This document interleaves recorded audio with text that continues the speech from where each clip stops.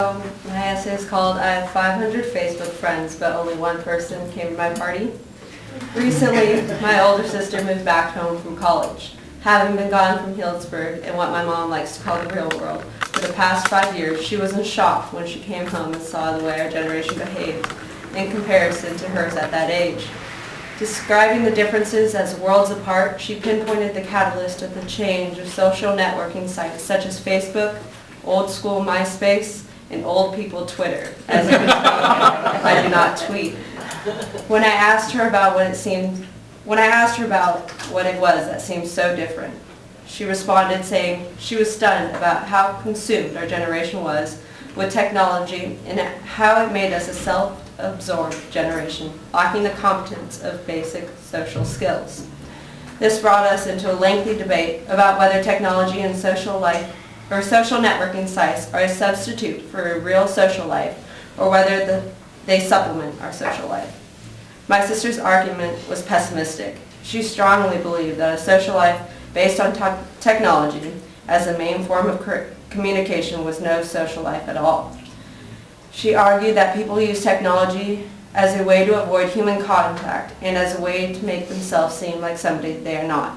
For example, in human-to-human conversation, if somebody asks you a question, you're probably less likely to come out with a witty response than if you have 10 minutes to a day to respond. Texting and emailing allow you that grace period to come up with the perfect response that will leave the other person on the other side of the conversation thinking you're witty, smart, cute, sexy, or even better, hard to get. While it is great to be thought of that way, my sister argued, what happens when you're face-to-face with the people and that public image you worked so hard to create no longer stands? Perhaps if you had a tangible social life where human interaction was more frequent than the vibration in your left back pocket, you'd be more able to successfully be the kind of person you want to be. I saw her point, and being that I am of this Facebook-liking, happy texting generation, I see things a little differently.